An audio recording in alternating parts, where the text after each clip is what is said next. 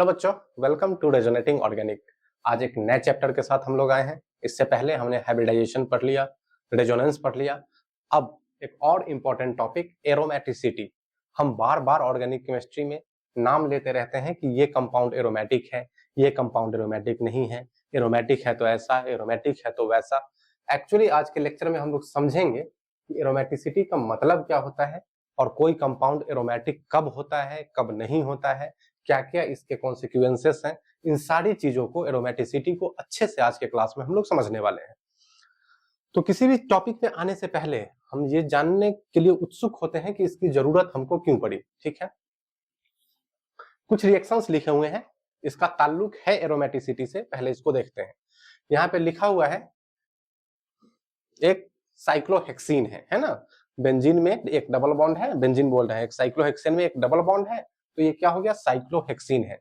इस पर का कुछ रिएक्शन देखते हैं। जैसे इस पे यदि हम अल्केलाइन केमेनोफोर, कोल्ड डाइल्यूट केमेनोफोर and OH minus, OH minus मतलब कैसा है, अल्केलाइन, तो सिंपली ये बॉन्ड टूटेगा पाई बॉन्ड और OH आके यहाँ पे क्या हो जाएगा, जुड़ जाएगा। OH आके वहां पे क्या हो जाएगा, जुड़ जाएगा। एडिशन रिएक्शन परफॉर्म हो जाएगा और OH आके जुड़ जाएगा। और ये काफी इजी रिएक्शन होता है, आराम से हो जाता है।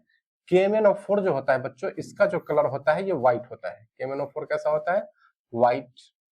और जब ये रिएक्शन होता है तो कलर डिसअपियर हो जाता है, कलर खत्म हो जाता है। उसी तरह से यदि इसका हम ब्रोमिनेशन कराएं, मतलब ब्रोमीन का एडिशन, ये सॉल्वेंट होता है कार्बन टेट्राक्लोराइड, उसमें हम ब्रोमीन को घुला के रखते हैं, तब इससे रिएक्शन कराते हैं। तब यहाँ पे क्या हो जाएगा, ये भी बना देता है 1,2-डाइब्रोमोसाइक्लोहेक्सेन, 1,2-डाइब्रोमोसाइक्लोहेक्सेन। ये वाला पाई बॉन्ड टूटा और दोनों जगह आके ब्रोमीन जुड़ गया। यहाँ पे है निकेल और H2, इसको बोलते हैं कैटालिटिक हाइड्रोजिनेशन। इसको क्या बोलते हैं हम लोग बच्चों, कैटालिटिक हाइड्रोजिनेशन। हाइड्रोजिनेशन क्या है, हाइड्रोजन का एडिशन ही हाइड्रोजिनेशन कहलाता है। हाइड्रोजन का एडिशन ही हाइड्रोजिनेशन कहलाता है। तो ये भी आराम से डबल बॉन्ड टूटेगा और दो हाइड्रोजन आके जुड़ जाएगा। ये भी काफी इजी रिएक्शन होता है। साइक्लोहेक्सिन काफी इजीली हाइड्रोजिनेशन में चला जाता है, हाइड्रोजन का एडिशन हो जाता है। कहने का मतलब इन सारे रिएक्शन से हमारा मतलब ये था कि ये जो हमारा साइक्लोहेक्सिन है, ये भी तो क्या है, ओलिफिन है। ओलिफिन किसको बोलते हैं, अल्किन को। तो ये सिंपल ओलिफिन है, ये आसानी से एडिशन रिएक्शन परफॉर्म करता है। ब्रोमीन में ब्रोमीन जुड़ जाएगा, हाइड्रोजनेशन में हाइड्रोजन जुड़ जाएगा। सारे एडिशन रिएक्शन को ये बड़े अच्छे से फॉलो करता है। अगला देखते हैं।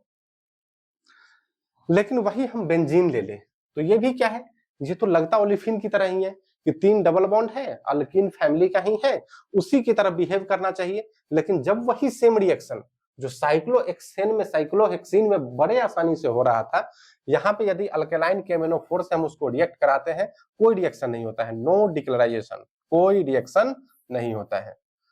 जब इस पर हम ब्रोमिनेशन कराते हैं तो भी कोई रिएक्शन नहीं होता है, कोई कलर डिस्कलर नहीं होता है।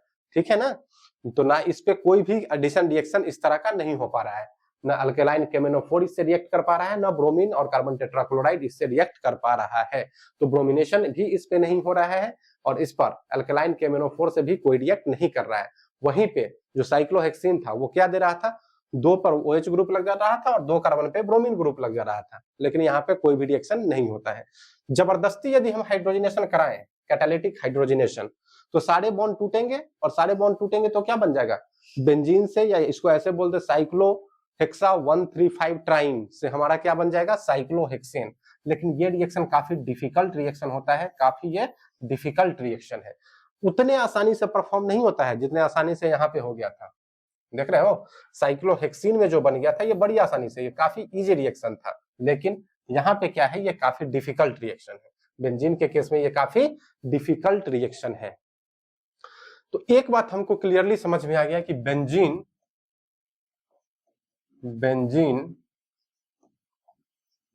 doesn't behave as olefins, doesn't behave as olefins। olefins मतलब अल्किन्स, ओलिफिन्स। जो बेंजीन है हमारा, वो सिंपल अल्कीन की तरह बिहेव नहीं करता है। अगर सिंपल अल्कीन की तरह बिहेव करता तो जो रिएक्शन, जो एडिशन रिएक्शन साइक्लोहेक्सिन दिया, वो सेम रिएक्शन किसको देना चाहिए था, बेंजीन को देना चाहिए था। लेकिन ये नहीं दे रहा है। तो दो चीजें यहां से क्लियर हुई। पहला क्लियर ये हुआ कि बेंजीन नॉर्मल ओलिफिन की तरह बिहेव नहीं करता है। और दूसरी जो बात यहां क्लियर हुई, benzene doesn't go under addition reaction।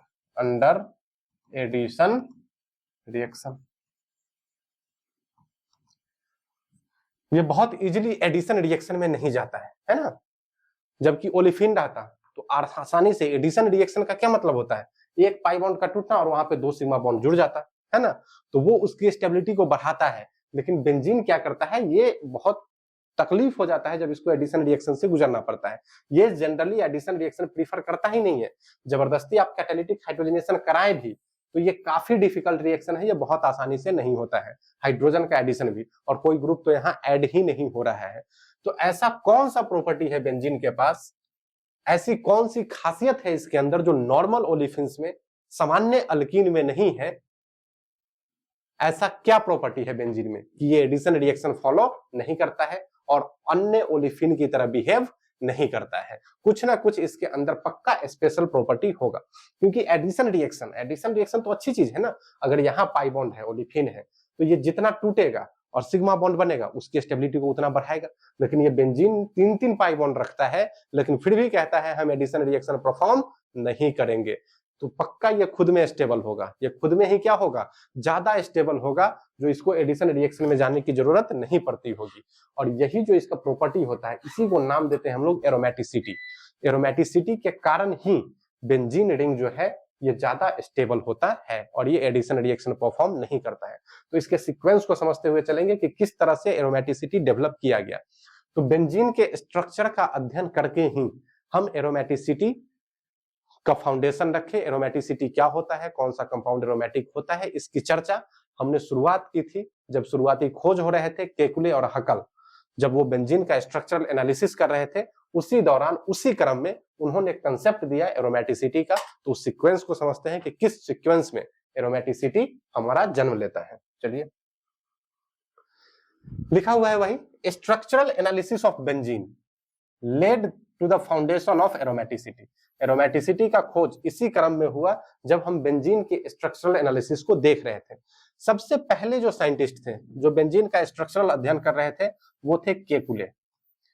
Kekule साहब ने सबसे पहले proposed that structure of benzene is this. उन्होंने कहा कि ये जो स्ट्रक्चर है यही है बेंजीन का स्ट्रक्चर, और केवल एक ही स्ट्रक्चर है, केवल एक ही ये स्ट्रक्चर है जो बेंजीन का है, और बस यही और यही बेंजीन है। मान लो अगर यही सिर्फ बेंजीन होता, सपोज सिर्फ यही बेंजीन होता, कौन सा, तो यहां पे क्या होता, ये 1,2 डाइब्रोमो डेरिवेटिव, कहने का मतलब यदि ब्रोमीन एडिशन रिएक्शन तो देगा नहीं, लेकिन रिप्लेसमेंट रिएक्शन तो हो सकता है ना। एलिमिनेशन नहीं होगा, एडिशन नहीं होगा, लेकिन रिप्लेसमेंट रिएक्शन हो सकता है। एक ग्रुप हटेगा और दूसरा ग्रुप आके जुटेगा। यहां से हाइड्रोजन हटेगा और मान लो क्लोरीन आके जुटा या ब्रोमीन आके जुटा, ठीक है। तो यहां पर अगर हम रिएक्शन कराएं Br2CCl4 से, तो ब्रोमीन आके जुटेगा, और कहां जुटेगा, तो यहां और यहां, दो लगातार कार्बन पे, देखिए यहां आके ब्रोमीन जुटा और यहां आके ब्रोमीन जुटा। लेकिन सिर्फ यही नहीं होगा, एक पॉसिबिलिटी और है, ब्रोमीन यहां जाके जुड़ सकता है और ब्रोमीन यहां जाके जुड़ सकता है, और ये दोनों डिफरेंट कंपाउंड है। यहां देख रहे हैं ब्रोमीन जिन दोनों कार्बन से जुड़ा हुआ है उन दोनों के बीच में डबल बॉन्ड है, यहाँ ब्रोमीन जो दो कार्बन से जुड़ा हुआ है उसके बीच सिंगल बॉन्ड है। तो ये 1,2 डाइब्रोमो डेरिवेटिव कहते हैं, 1,2 डाइब्रोमो डेरिवेटिव ऑफ बेंजीन। तो यदि सिर्फ यही एक स्ट्रक्चर होता तो कितने 1,2 डाइब्रोमो डेरिवेटिव मिलते, एक तो ये मिला और एक ये मिला। तो केकुले ने जो माना कि बेंजीन का स्ट्रक्चर सिर्फ यही है, तो अगर सिर्फ यही बेंजीन का स्ट्रक्चर होता तो वो 1,2 डाइब्रोमो डेरिवेटिव 2 देता संख्या में, एक नहीं कितना देता, 2 देता। वही लिखा हुआ है, अगर वही सिर्फ एक स्ट्रक्चर होता then it must give 2,1,2 dibromo derivative, है ना, 2,1,2 डाइब्रोमो डेरिवेटिव। एक तो ये हो गया और दूसरा कौन होगा, यहां ब्रोमीन और यहां ब्रोमीन, 2,1,2 डाइब्रोमो डेरिवेटिव इसको देने चाहिए थे, लेकिन देता कितना है। तो इसका एक्सपेरिमेंटल जब अध्ययन किया गया बेंजीन का, तो एक्सपेरिमेंटल सजेशन ये रहा कि केवल बेंजीन से हमको एक ही 1,2 डाई ब्रोमो डेरिवेटिव मिलते हैं, केवल एक, मतलब वो दोनों स्ट्रक्चर 1,2 डाई ब्रोमो मतलब एक ही स्ट्रक्चर नहीं है, एक ही स्ट्रक्चर रहता तो पक्का दो मिलता। तब उसने केकुले ने प्रपोज किया कि बेंजीन एक स्ट्रक्चर नहीं है, दो स्ट्रक्चर है, ऐसे और ऐसे, ठीक है। अब दोनों चुकी है तो डबल बॉन्ड सब जगह डिलोकेलाइज हो रहा है, तो 1,2 डाई ब्रोमो डेरिवेटिव एक ही मिलेगा, है ना, अलग अलग नहीं है। लेकिन केकुले ने माना था कि ये जो दोनों स्ट्रक्चर है ये इक्विलिब्रियम में रहते हैं, एक दूसरे से किस में रहते हैं, इक्विलिब्रियम में। तो ये क्वेश्चन पूछा जाता है कि केकुले ने बेंजीन का दो स्ट्रक्चर बताया था, हाँ दो स्ट्रक्चर बताया था, लेकिन उन्होंने ये नहीं कहा था कि ये दोनों स्ट्रक्चर एक दूसरे के कैनोनिकल स्ट्रक्चर है। उन्होंने ये कहा था कि ये दोनों स्ट्रक्चर क्या है, एक दूसरे के साथ इक्विलिब्रियम में रहते हैं। तो ये था केकुले का हाइपोथेसिस। लेकिन केकुले ने बहुत कुछ बेंजीन के बारे में नहीं बताया, जैसे ये देखिए, यहां पर जब सिंपल साइक्लोहेक्सीन है तब क्या हो रहा है, हाइड्रोजनेशन, और हीट ऑफ हाइड्रोजनेशन कितना है, 120 किलो जूल। जब दो डबल बॉन्ड था तो दो डबल बॉन्ड के टूटने पे एनर्जी और रिलीज होना चाहिए, और कितना, तो 120 गुना 240, एक पर 120 तो दो पे कितना मिलना चाहिए, 240, तो 232 मिलता है, लगभग 240 के बराबर है। चलिए ठीक बात है।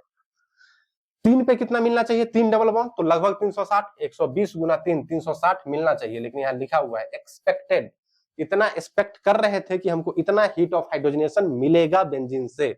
लेकिन जब एक्चुअली में हम देखते हैं बेंजीन का हीट ऑफ हाइड्रोजनेशन तो मात्र 208 किलो जूल पर मोल होता है, मात्र 208। ये देखिए, ये दो डबल बॉन्ड है उससे भी कम, तीन डबल बॉन्ड होते हुए भी जब हाइड्रोजनेशन करते हैं तो दो डबल बॉन्ड वाले से भी कम आता है इसका हीट ऑफ हाइड्रोजनेशन। तो केकुले ने ये एक्सप्लेन नहीं किया था कि ऐसा क्यों होता है, बेंजीन का हीट ऑफ हाइड्रोजनेशन इतना कम क्यों होता है ना, बेंजीन का हीट ऑफ हाइड्रोजनेशन इतना कम क्यों होता है। अगर एनर्जी डायग्राम पे इसको समझाएं हम तो यहाँ पे क्या है हमारा, साइक्लोहेक्सेन, है ना। उसके ऊपर कौन आएगा, उसके ऊपर कौन आएगा, सबसे कम एनर्जी वाला ले लो, साइक्लोहेक्सीन, ये आएगा, यहाँ पे कहीं पे होगा साइक्लोहेक्सीन। उसके बाद कौन आएगा, उसके बाद ये आ जाता है बेंजीन, तीन डबल बॉन्ड होने के बाद भी, और सबसे ऊपर कौन है, डबल बॉन्ड, दो डबल बॉन्ड वाला, ऐसा कुछ है। ये एनर्जी कितना दिख रहा है आपको, 120, ये एनर्जी कितना दिख रहा है, मात्र 208, जबकि इसको कितना होना चाहिए था, 360 के करीब होना चाहिए। ये इससे भी कम हो जाता है, डाइइन से भी कम हो जाता है। ट्राइइन है बेंजीन, लेकिन उसका हीट ऑफ हाइड्रोजनेशन डाइइन से भी कम है। डाइइन का कितना है, 232 किलो जूल पर मोल।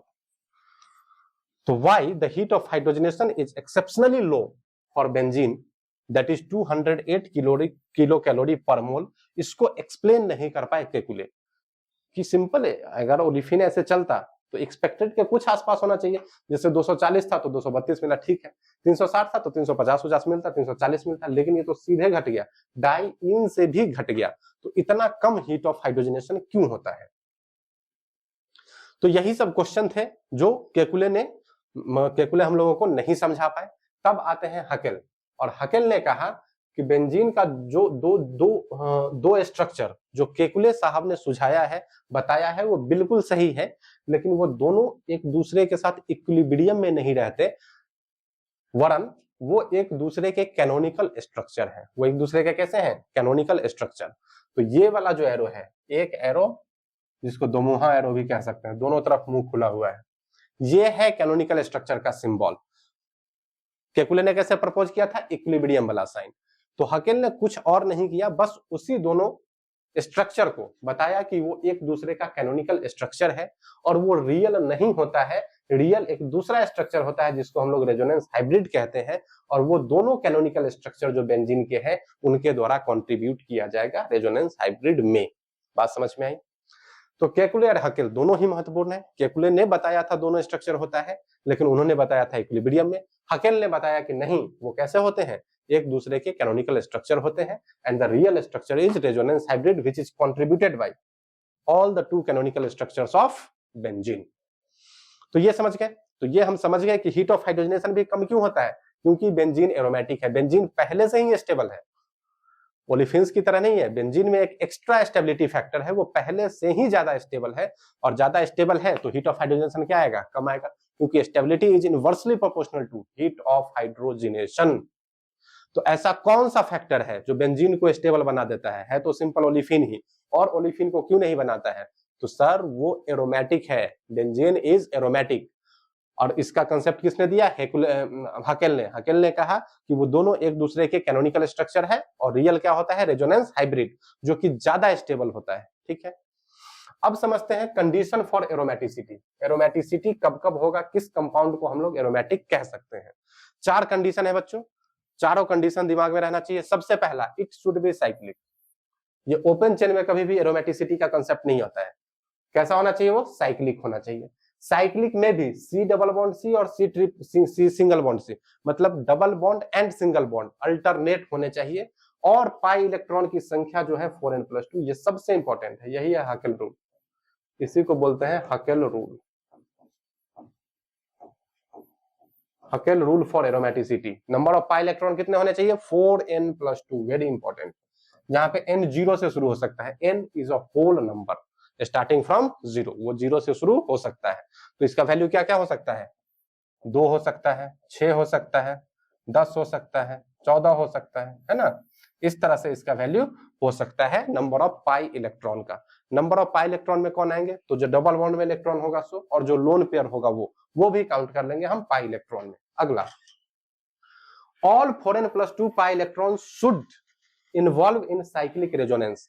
सारे इलेक्ट्रॉन साइक्लिक रेजोनेंस में हिस्सा भी लेने चाहिए, और साइक्लिक रेजोनेंस में हिस्सा लेने के लिए रिंग को प्लेनर होना तो जरूरी है ही, क्योंकि रिंग ही यदि नॉन प्लेनर हो जाएगा बीच में से तो रेजोनेंस में हिस्सा नहीं ले पाएगा। 4 कंडीशन। पहला कंडीशन एरोमेटिसिटी के लिए, मॉलिक्यूल शुड बी साइक्लिक, है ना। नंबर ऑफ पाई इलेक्ट्रॉन कितने होने चाहिए, 4n+2।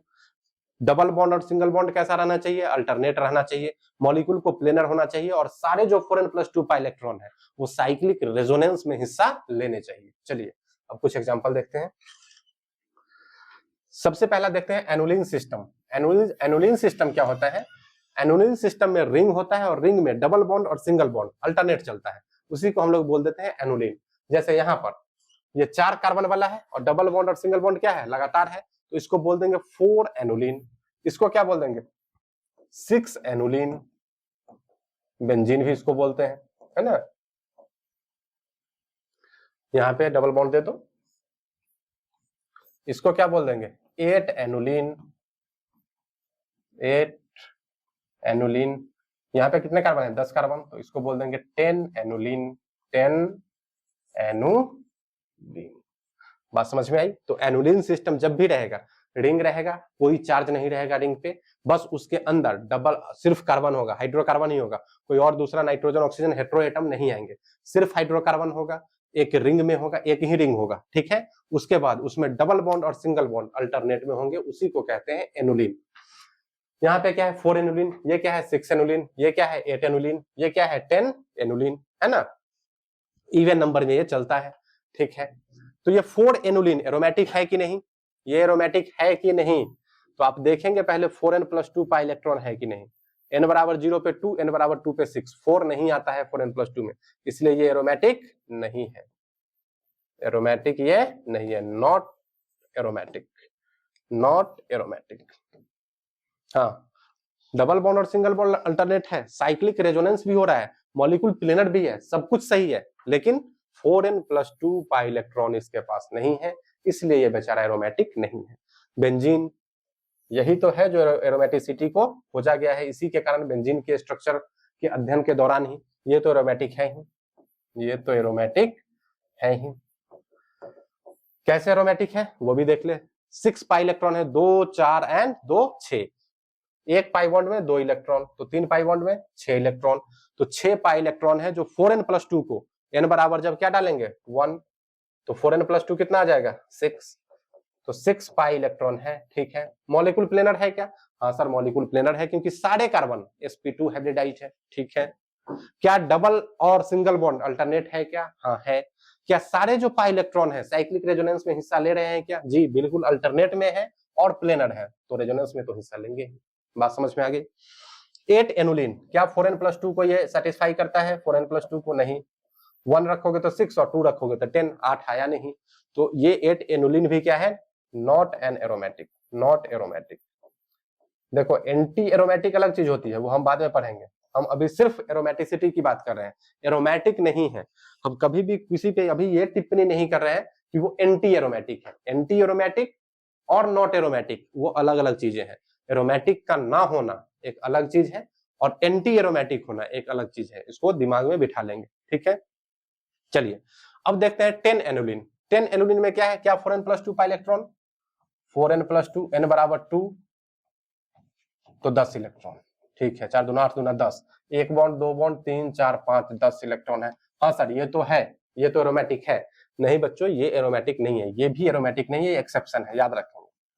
एनुलिन सिस्टम में एक ही एक्सेप्शन है, यही है एक्सेप्शन। ये होता है इनर जो हाइड्रोजन एटम है यहाँ का और यहाँ का जो हाइड्रोजन एटम है, इन दोनों के बीच में रिपल्सन होता है। इनर हाइड्रोजन एटम के बीच में रिपल्सन होता है, जिसके कारण ये मॉलिक्यूल प्लेनर नहीं रह पाता। ये मॉलिक्यूल क्या हो जाता है? Non planar. ये मॉलिक्यूल क्या हो जाता है? Non planar. तो देखिए सारे कंडीशन है इसमें। Double bond single bond alternate है, बिल्कुल अल्टरनेट है। क्या 4n+2 को फॉलो करता है? बिल्कुल 4n+2 को फॉलो करता है। क्या मॉलिक्यूल प्लेनर है? नहीं प्लेनर है, क्योंकि इसके बीच में क्या है? रिपल्सन। और जब प्लेनर नहीं होगा तो सारे पाई इलेक्ट्रॉन साइक्लिक रेजोनेंस में हिस्सा नहीं ले पाएंगे, क्योंकि रेजोनेंस में कैसे लेते हैं पता है ना? रेजोनेंस में पाई इलेक्ट्रॉन मूव करता है, तो सारे पी ऑर्बिटल एक ही डायरेक्शन में लाइन होने चाहिए, तब जाके अल्टरनेट ओवरलैपिंग पॉसिबल हो पाएगा। यदि प्लेन ही बदल जाएगा तो alternate overlapping is not possible. ये बात समझ में आ गई? ठीक है, अगला देखते हैं। 12 एनुलिन है। 12 एनुलिन 4n+2 को फॉलो करता है? नहीं करता है, तो ये एरोमेटिक नहीं है। 14 एनुलिन एरोमेटिक है। 4n+2 में देखो 4 3 12 2 14, n इज इक्वल टू जब 3 डालेंगे तो ये आ जाएगा, तो ये एरोमेटिक है। तो जब भी एनुलिन सिस्टम आए तो इसको दिमाग में रखना है, एक्सेप्ट 10 एनुलिन। 10 एनुलिन को छोड़ के, 10 एनुलिन को छोड़ के बाकी जितने भी एनुलिन होंगे, 10 एनुलिन बस छोड़ देंगे, बाकी जितने भी एनुलिन होंगे जो 4n+2 पाई इलेक्ट्रॉन मतलब हकेल के जो पाई इलेक्ट्रॉन का नियम है उसको फॉलो करेंगे तो वो एरोमेटिक होंगे। एक्सेप्शन एनुलिन में सिर्फ 10 वाला है, जो 4n+2 को फॉलो करते हुए भी एरोमेटिक नहीं रह पाता due to repulsion of inner hydrogen atom, और वो मॉलिक्यूल को बना देता है नॉन प्लेनर और रोक देता है सारे पाई इलेक्ट्रॉन के साइक्लिक रेजोनेंस को, ठीक है। अब देखते हैं एरोमेटिक कंपाउंड कैसे हो सकते हैं दिखने में। क्या वो हमेशा एनुलिन ही होंगे, मतलब सिर्फ हाइड्रोकार्बन और कोई चार्ज नहीं? ऐसा नहीं है, वो न्यूट्रल भी हो सकते हैं। वो न्यूट्रल हो सकते हैं, बिल्कुल न्यूट्रल। अभी तो हम किसका एग्जांपल देख रहे थे? न्यूट्रल का ही। जितना भी एनुलिन सिस्टम हमने पढ़ा उसमें जो भी एरोमेटिक थे 4n+2 को फॉलो करने वाले, वो सारे कैसे थे? न्यूट्रल। कटायन भी हो सकता है, कटायन भी हो सकता है, जैसे कि एग्जांपल बता देते हैं।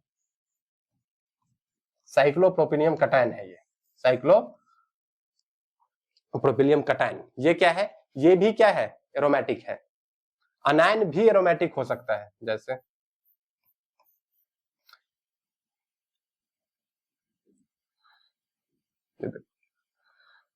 ये वाला, यहाँ का ये बॉन्ड हटा देना, इसको बोलते हैं साइक्लोपेंटाडाई एनाइल एनायन। ये भी एरोमेटिक है। रेडिकल बस छोड़ देना, रेडिकल नहीं होते हैं। रेडिकल रहेगा तो वो कभी भी एरोमेटिक नहीं होगा। मोनोसाइक्लिक हो सकता है। हम जो भी एनुलिन देख रहे थे वो कैसे थे? मोनोसाइक्लिक। बेंजीन वगैरह जो भी देखे हैं सब कैसा है? मोनोसाइक्लिक, तो वो तो एरोमेटिक होते ही हैं। पॉलीसाइक्लिक भी एरोमेटिक होते हैं पॉलीसाइक्लिक, जैसे नेप्थलीन। ये क्या है? नेप्थलीन है। और नेप्थलीन भी कैसा होता है? एरोमेटिक होता है। होमोसाइक्लिक एरोमेटिक होते हैं। होमोसाइक्लिक मतलब सिर्फ कार्बन है तो कार्बन ही रहे, है ना? जैसे बेंजीन, एनुलिन जो भी पढ़े हैं वो सारा होमोसाइक्लिक। हेट्रोसाइक्लिक भी हो सकते हैं यदि कार्बन को छोड़ के कोई दूसरा एटम भी आता है, जैसे पिरिडीन वगैरह आपने एग्जांपल सुना होगा। नाइट्रोजन है, पिरिडीन हो गया। ऑक्सीजन आ जाए, इसको क्या बोलते हैं? फ्यूरान बोलते हैं। तो ये सारे भी कैसे हैं? एरोमेटिक है। तो सारे न्यूट्रल हो सकते हैं, cation, अनायन, monocyclic, polycyclic, homocyclic, heterocyclic नहीं हो सकते तो बस रेडिकल। जहां भी रेडिकल रहेगा वो एरोमेटिक नहीं होगा। अगला, अब कुछ एग्जांपल देखते हैं बच्चों, और आपको बताना है कि कौन सा कंपाउंड एरोमेटिक है और कौन सा कंपाउंड इसमें एरोमेटिक नहीं है। जैसे यहाँ पे ये कंपाउंड लिखा हुआ है, इसका नाम है साइक्लोप्रोपिनियम कटायन, साइक्लोप्रोपिनियम कटायन। तो आपको वही चारों चीज चेक करना है, रिंग है कि नहीं, 4n+2 पाई इलेक्ट्रॉन है कि नहीं, और वो सारे जो पाई इलेक्ट्रॉन है साइक्लिक रेजोनेंस में हिस्सा ले रहे हैं कि नहीं। यहाँ पे पाई इलेक्ट्रॉन कितने हैं, एक बॉन्ड, 2 इलेक्ट्रॉन। क्या 4n+2 को फॉलो करते हैं? 4n+2 में n यदि आप 0 डालें, n क्या डाल दें, 0, तो ये 2 इलेक्ट्रॉन हो जाएंगे। ठीक है, फॉलो कर रहे हैं। क्या साइक्लिक रेजोनेंस हो रहा है? बिल्कुल हो रहा है, क्योंकि ये डबल बॉन्ड इस पॉजिटिव चार्ज के साथ अल्टरनेट पे है, ये ऐसे खुलेगा तो यहाँ आ जाएगा, और इसका रेजोनेंस हाइब्रिड क्या होगा, कुछ इस तरह से, ये सब हम जानते हैं। यहाँ पे प्लस आ जाएगा बीच में, है ना, सब जगह खुलेगा। तो साइक्लिक रेजोनेंस हो रहा है, 4n+2 पाई इलेक्ट्रॉन भी है, तो क्यों नहीं एरोमेटिक होगा? मजे से में ये एरोमेटिक होगा, एरोमेटिक है ये। ठीक है, साइक्लोप्रोपीन, क्या ये एरोमेटिक है? तो सर 2 तो इलेक्ट्रॉन है, 4n+2 तो है, लेकिन रेजोनेंस कहां हो रहा है? There is no cyclo resonance in cyclopropene, क्योंकि अकेला डबल बॉन्ड क्या रेजोनेंस कर लेगा, और अगर रेजोनेंस नहीं होगा पूरे साइकिल में तो वो कंपाउंड एरोमेटिक नहीं होगा। ये क्या है? Not aromatic, not aromatic. इसको देखते हैं, क्या ये एरोमेटिक है? तो 2 इलेक्ट्रॉन 4 इलेक्ट्रॉन, 4 ही इलेक्ट्रॉन है, ये 4n+2 को ही फॉलो नहीं करता है, not equal to 4n+2। n कुछ भी डालेंगे आप 4 नहीं मिलेगा, है ना, 0 डालेंगे 2, 1 डालेंगे 6, तो ये 4n+2 को फॉलो नहीं करता है, इसलिए ये कैसा है? एरोमेटिक नहीं है। ऊपर से रेजोनेंस साइक्लिक पूरा हो भी नहीं रहा है, यहाँ पे ब्रेक हो रहा है रेजोनेंस पैटर्न, तो ये एरोमेटिक नहीं है, ये एरोमेटिक नहीं है। इसको देखते हैं, यहाँ पे साइक्लिक रेजोनेंस हो रहा है पूरे रिंग में, क्योंकि एक पॉजिटिव चार्ज डबल बॉन्ड के साथ अल्टरनेट पे आ गया है, लेकिन इलेक्ट्रॉन की भी तो संख्या गिन ले हकेल के नियम के अनुसार, तो यहाँ 4 इलेक्ट्रॉन ही है, 2 इलेक्ट्रॉन इसमें और 2 इलेक्ट्रॉन इसमें, तो 4 इलेक्ट्रॉन कैसे 4n+2 हो जाएगा? नहीं होगा, तो ये भी एरोमेटिक नहीं है। अब आते हैं साइक्लोपेंटा डाई एनाइल एनाइन पे। इसको देखो बच्चों, डाई एनाइल एनाइन है, ये एरोमेटिक है कि नहीं? अच्छा इलेक्ट्रॉन गिनो, 2 इसमें, 2 इसमें, 2 और 2 4, और निगेटिव चार्ज को काउंट करना 2 इलेक्ट्रॉन। निगेटिव चार्ज को कितना काउंट करोगे? 2 इलेक्ट्रॉन। तो 2 4 और 2 6, कितना हो गया? 6 इलेक्ट्रॉन। तो 6 इलेक्ट्रॉन 4n+2 को फॉलो करता है कि नहीं करता है? ये 4n+2 पैटर्न पे है। जब n का वैल्यू आप क्या डालेंगे? 1, n का वैल्यू क्या डालेंगे? 1, तब ये 4n+2 को फॉलो करेगा। तो 6 पाई इलेक्ट्रॉन है, क्या मॉलिक्यूल में रेजोनेंस हो रहा है? साइक्लिक हो रहा है, नेगेटिव चार्ज पूरा साइकिल में रेजोनेंस हो रहा है, मॉलिक्यूल प्लेनर तो है ही, है ना। ये दोनों डबल बॉन्ड अल्टरनेट में है। ऐसा नहीं है कि सारे, अब इधर से नहीं, बस 2 है तो अल्टरनेट में होने चाहिए, कॉन्जुगेटेड होने चाहिए, ठीक है। ऐसा नहीं है कि सारे के सारे में डबल बॉन्ड हो ही, लेकिन जितना भी डबल बॉन्ड हो वो कैसा होना चाहिए? कॉन्जुगेटेड। तो यहाँ कॉन्जुगेटेड है, सिंगल बॉन्ड और double bond, plus cyclic resonance भी हो रहा है, और 6 इलेक्ट्रॉन है जो 4n+2 पाई इलेक्ट्रॉन को फॉलो भी करते हैं, इसलिए साइक्लोपेंटा डाई एनाइल एनाइन हमारा कैसा कंपाउंड है? एरोमेटिक कंपाउंड है। This is an aromatic compound. Okay, आगे देखते हैं। साइक्लोब्यूटेनियम डाइकैटायन, साइक्लोब्यूटेनियम डाइकैटायन ऐसे दिखाते हैं, एक डबल बॉन्ड और 2 प्लस चार्ज, डाइकैटायन है। नंबर ऑफ इलेक्ट्रॉन कितने हैं? 2 इलेक्ट्रॉन है, एक बॉन्ड 2 इलेक्ट्रॉन, 4n+2 को फॉलो करता है, करता है। क्या साइक्लिक रेजोनेंस हो रहा है? हो रहा है, अल्टरनेट पे तो है ही, प्लस है और डबल बॉन्ड है, आराम से साइक्लिक रेजोनेंस होगा। तो ये एरोमेटिक है कि नहीं है? ये एरोमेटिक, एरोमेटिक है ये। ओके, रेडिकल हमने पहले ही बता दिया वो एरोमेटिक नहीं होता है, ठीक है। उसके बाद है साइक्लोब्यूटेनियम डाई अनायन, इसमें पाई इलेक्ट्रॉन गिनो, हमने क्या बताया? डबल बॉन्ड है तो यहाँ पर पाई बॉन्ड में 2 पाई इलेक्ट्रॉन, नेगेटिव चार्ज में भी 2 काउंट करना है, और इसको भी 2, कितना हो गया? 6 पाई इलेक्ट्रॉन। क्या साइक्लिक रेजोनेंस हो रहा है? हो रहा है, अल्टरनेट में है। अब एक ही डबल बॉन्ड है तो सिंगल डबल अल्टरनेट में तो है ही ना, साइक्लिक रेजोनेंस हो रहा है कि नहीं ये देखना है। तो negative charge alternate, negative charge alternate, cyclic resonance हो रहा है, इसलिए ये कैसा है? एरोमेटिक है, एरोमेटिक है। Very good. इसको बोलते हैं ट्रोपिलियम, ट्रोपिलियम कटायन। क्या है ये? ट्रोपिलियम कटायन, ट्रोपिलियम कटायन, C7H7+, एग्जामिनेशन में कभी कभी इसका शॉर्ट फॉर्म में भी ऐसे मॉलिक्यूलर फॉर्मूला दे देता है C4H4+2 C4H4-2, तो आप समझ जाएंगे कि वो किनकी बात कर रहे हैं, डाइकैटायन और डाई एनायन की बात कर रहे हैं, साइक्लोब्यूटेनियम डाइकैटायन या साइक्लोब्यूटेनियम डाई एनायन। C7H7+ है, C7H7+ है। इसमें क्या होगा बच्चों, C7H7+ में क्या ये मॉलिक्यूल एरोमेटिक है? गिनेंगे इलेक्ट्रॉन, 2 4 और 2 6, 6 पाई इलेक्ट्रॉन है। फॉलो करता है 4n+2 को? हाँ, ये फॉलो कर। अब देखते हैं pyridine, ये है हमारा pyridine, ये देखते हैं एरोमेटिक है कि नहीं। तो पाई इलेक्ट्रॉन कितने हैं? 2 4 2 6, 6 पाई इलेक्ट्रॉन। लोन पेयर भी काउंट करते अगर जरूरत होती तो, लेकिन लोन पेयर अगर लेंगे तो क्या हो जाएगा, 6 और 2 8, हटा देते हैं। जहां भी लोन पेयर की जरूरत हो तो ही काउंट करना, ना हो तो छोड़ देना, ठीक है। तो 6 पाई इलेक्ट्रॉन ऐसे ही है, मतलब इस लोन पेयर को हमको साइक्लिक रेजोनेंस का हिस्सा नहीं बनाना है, यही 6 पाई इलेक्ट्रॉन घूमेंगे। यहाँ पर नाइट्रोजन का हाइब्रिडाइजेशन जो होता है वो sp2 होता है, ऐसे भी एक पाई बॉन्ड नाइट्रोजन बना रहा है तो उसका हाइब्रिडाइजेशन क्या होगा, sp2। sp2 यदि कोई हाइब्रिडाइज्ड है तो इसके पास ऑर्बिटल कितने होंगे, 4 ऑर्बिटल होंगे, 2 और 1 3, है ना। तो 3 और 1 p और 1 क्या रहता है, p ऑर्बिटल अनहाइब्रिडाइज्ड, तो sp2 है तो 3 sp2 होंगे, 3 sp2, 1 sp2 यहां होगा। sp2 हाइब्रिडाइजेशन का मतलब 1 sp2 और 1 sp2, 3 sp2 हाइब्रिडाइज्ड ऑर्बिटल होंगे, क्योंकि जितने एटॉमिक ऑर्बिटल मिलते हैं उतने ही हाइब्रिडाइज्ड ऑर्बिटल का फॉर्मेशन होता है। तो 3 sp2 है नाइट्रोजन के पास, 3 sp2 और 1 p ऑर्बिटल है। कौन सा ऑर्बिटल है, p ऑर्बिटल। क्या होता है, 2 sp2, ये बॉन्ड किससे बना होगा, सिग्मा बॉन्ड है, तो नाइट्रोजन ने अपना sp2 हाइब्रिडाइजेशन यूज किया होगा, हाइब्रिडाइज्ड ऑर्बिटल। ये बॉन्ड किससे बना हुआ होगा, sp2 से, ठीक। ये पाई बॉन्ड कभी भी हाइब्रिडाइज्ड ऑर्बिटल पाई बॉन्ड नहीं बनाता है, तो ये पाई बॉन्ड कौन बनाया होगा, p ऑर्बिटल, ये p ऑर्बिटल बनाया होगा, है ना। नाइट्रोजन के पास एक sp2 बच गया, एक sp2 वैकेंट है, एक sp2 है, तो ये जो लोन पेयर होगा ये इसी sp2 में होगा, मतलब lone pair is in sp2 orbital, sp2 orbital. और sp2 बच्चों हाइब्रिडाइज्ड ऑर्बिटल है, वो कभी भी लैटरल ओवरलैपिंग में भाग नहीं लेता है, तो वो रेजोनेंस में भी हिस्सा नहीं लेगा। रेजोनेंस में भाग लेने के लिए इलेक्ट्रॉन को p ऑर्बिटल में होना बहुत आवश्यक है, अगर p ऑर्बिटल में नहीं है तो वो रेजोनेंस में हिस्सा नहीं लेगा। बात समझ में आ रही है। तो यहाँ पर नाइट्रोजन का लोन पेयर किस में चला गया, sp2 हाइब्रिडाइज्ड ऑर्बिटल में, इसलिए रेजोनेंस से वंचित है, रेजोनेंस में हिस्सा नहीं ले रहा है।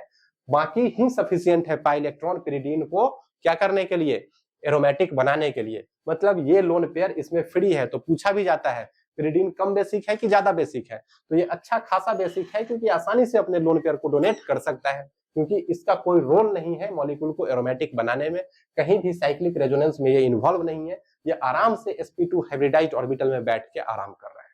अब देखते हैं पायरोल, पायरोल के साथ क्या घटना है। यहां पर 2 और 2 4 पाई इलेक्ट्रॉन है, हम जानते हैं नाइट्रोजन पे एक लोन पेयर भी होता है, दिखा देते हैं लोन पेयर को। अगर लोन पेयर को छोड़ देते, अगर लोन पेयर को छोड़ दे तो यहां पर क्या है, 4 पाई इलेक्ट्रॉन है, और 4 पाई इलेक्ट्रॉन सफिशियंट नहीं है मॉलिक्यूल को एरोमेटिक बनाने में। तो नाइट्रोजन जब लोन पेयर है तो अपने रेजोनेंस में हिस्सा लेगा ये और मॉलिक्यूल को एरोमेटिक बनाएगा, क्योंकि aromaticity leads to stability, aromaticity stability को बढ़ाता है, और वैसी कोई भी घटना जो एरोमेटिसिटी को एनहांस करे वो ऑब्वियसली होगी। तो ये लोन पेयर अपना रेजोनेंस में इन्वॉल्व करवाएगा, है ना, इसलिए इसको sp2 हाइब्रिडाइज्ड होना पड़ेगा। क्या हाइब्रिडाइज होना पड़ेगा, sp2, क्योंकि अगर sp2 नहीं होगा लोन पेयर p ऑर्बिटल में नहीं जाएगा, और p ऑर्बिटल में नहीं जाएगा तब क्या होगा, p ऑर्बिटल में नहीं जाएगा तो वो साइक्लिक रेजोनेंस में हिस्सा नहीं लेगा। तो यहां भी नाइट्रोजन का हाइब्रिडाइजेशन sp2 ही है, भले ही नाइट्रोजन कोई भी डबल बॉन्ड का फॉर्मेशन नहीं करता है। sp2 का मतलब 3 sp2 और एक क्या होगा, p ऑर्बिटल, एक क्या होगा, p ऑर्बिटल। नाइट्रोजन कितना सिग्मा बॉन्ड बना रहा है, 3 सिग्मा बॉन्ड बना रहा है। तीनों में कौन सा अपना हाइब्रिडाइज ऑर्बिटल यूज कर लिया होगा, sp2। इसके पास बचा क्या होगा, एक p ऑर्बिटल बचा होगा, और इसी p ऑर्बिटल में ये लोन पेयर है, नाइट्रोजन के इसी p ऑर्बिटल में ये लोन पेयर है। तो lone pair is in p orbital, lone pair is in p orbital, और जब p ऑर्बिटल में है तो ये रेजोनेंस में हिस्सा लेगा, अल्टरनेट ओवरलैपिंग में पार्टिसिपेट करेगा, क्योंकि मॉलिक्यूल प्लेनर भी तो है, सारे एटम sp2 हाइब्रिडाइज्ड है, तो अल्टरनेट ओवरलैपिंग का चांस बनेगा, तो ये इन्वॉल्व होगा ये p ऑर्बिटल। मतलब नाइट्रोजन का जो यहाँ का लोन पेयर है वो साइक्लिक रेजोनेंस में हिस्सा ले रहा है, और तब जाके 2 2 4 और 2 6 6 पाई इलेक्ट्रॉन काउंट होंगे। और ये पाइरोल कैसा है हमारा, एरोमेटिक कंपाउंड है। तो पिरिडीन और पाइरोल दोनों ही एरोमेटिक कंपाउंड है, लेकिन पूछा जाए दोनों में बेसिक कौन है, तो पिरिडीन बेसिक है, क्योंकि यहाँ का लोन पेयर sp2 में है और फ्री है, जबकि यहाँ का लोन पेयर किसमें है, p ऑर्बिटल में है और वो साइक्लिक रेजोनेंस में हिस्सा ले रहा है, तो वो फ्री नहीं है कि H+ को डोनेट कर सके, ये इस मॉलिक्यूल को एरोमेटिक बनाने में लगा हुआ है। अगला एग्जांपल देखते हैं, फ्यूरॉन। ठीक है, ऑक्सीजन के पास 2 लोन पेयर है, हम जानते हैं ये ऑक्सीजन के पास कितना लोन पेयर होता है, 2 लोन पेयर। इसका भी हाइब्रिडाइजेशन sp2 है, क्योंकि मॉलिक्यूल को क्या बनाना है, एरोमेटिक बनाना है। मॉलिक्यूल को क्या बनाना है, एरोमेटिक बनाना है, इसलिए इसको क्या होना पड़ेगा, sp2 हाइब्रिडाइज्ड। कितना पूरा हो गया है, 1 2, मतलब 4 पाई इलेक्ट्रॉन पूरे हो गए हैं। एक को काउंट कर लो तो 6 हो गए, 6 पाई इलेक्ट्रॉन। मतलब इसको किस में रखना पड़ेगा, p ऑर्बिटल में। इसको किस में रखना पड़ेगा, p ऑर्बिटल में। और ये लोन पेयर किस में रहेगा, तो ये रहेगा sp2 ऑर्बिटल में, sp2 ऑर्बिटल में। आप देखो ऑक्सीजन sp2 हाइब्रिडाइज है, मतलब इसके पास 3 sp2 ऑर्बिटल होगा और 1 p ऑर्बिटल होगा। 3 sp2 में से 2 sp2 उसने यूज कर लिया बॉन्डिंग में, एक sp2 में एक लोन पेयर है जो रेजोनेंस में हिस्सा नहीं लेगा, और एक p ऑर्बिटल में एक और लोन पेयर है जो रेजोनेंस में हिस्सा लेगा, और फ्यूरॉन को वो एरोमेटिक बना देगा। 2 4 और 2 6, तो है ऑक्सीजन पे 2 लोन पेयर, रेजोनेंस में हिस्सा एक लोन पेयर sp2 ऑर्बिटल में आराम कर रहा है। फ्यूरॉन में ऑक्सीजन का हाइब्रिडाइजेशन sp2। बात समझ में आई, ठीक है। यह है हमारा नेफ्थलीन। नेफ्थलीन क्या होता है, एरोमेटिक है कि नहीं, हाँ एरोमेटिक है। पॉलीसाइक्लिक कंपाउंड भी एरोमेटिक होते हैं, बस वही सब कंडीशन होना चाहिए, साइक्लिक रेजोनेंस होना चाहिए, मॉलिक्यूल प्लेनर होना चाहिए, और 4n+2 पाई इलेक्ट्रॉन होना चाहिए। क्या 4n+2 पाई इलेक्ट्रॉन है, 2 4 6 8 10 है 4n+2 इलेक्ट्रॉन, 10 इलेक्ट्रॉन है। 10 इलेक्ट्रॉन वाला एनुलिन, 10 इलेक्ट्रॉन वाला एनुलिन नहीं था एरोमेटिक, क्योंकि इनर हाइड्रोजन एटम के बीच रिपल्सन था। लेकिन अगर 2 रिंग बन जाए तो वो नेफ्थलीन बन जाता है, और ये कैसा है, एरोमेटिक है। अगर रेजोनेंस एनर्जी आपसे कभी पूछे कि नेफ्थलीन का ज्यादा होता है कि बेंजीन का ज्यादा होता है, तो आप बताएंगे नेफ्थलीन का ज्यादा होता है, क्योंकि रेजोनेंस ज्यादा हो रहा है ना। बेंजीन जो होता है, बेंजीन का जो रेजोनेंस एनर्जी होता है ये 36 किलो कैलोरी पर मोल होता है, 36 किलो कैलोरी पर मोल। वही नेफ्थलीन का जो होता है, नेफ्थलीन का जो होता है वो लेस देन 72 किलो कैलोरी पर मोल होता है, लेस देन 72 किलो कैलोरी पर मोल, 72 किलो कैलोरी पर मोल।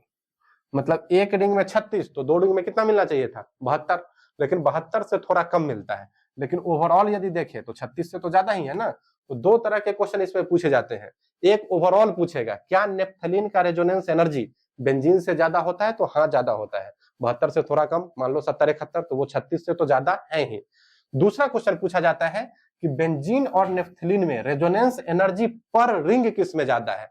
अब यहाँ पर दोनों रिंग काउंट नहीं करना है, एक रिंग में देखना है। तो एक रिंग में इसका 36, इसका 2 मिला के 72 से कम है, तो एक में 36 से क्या होगा, कम होगा। तो पर रिंग की अगर बात करें तो बेंजीन में ज्यादा होता है रेजोनेंस एनर्जी, और नेफ्थलीन में क्या होता है, कम होता है, नेफ्थलीन में कम होता है। ठीक, अगला देखते हैं।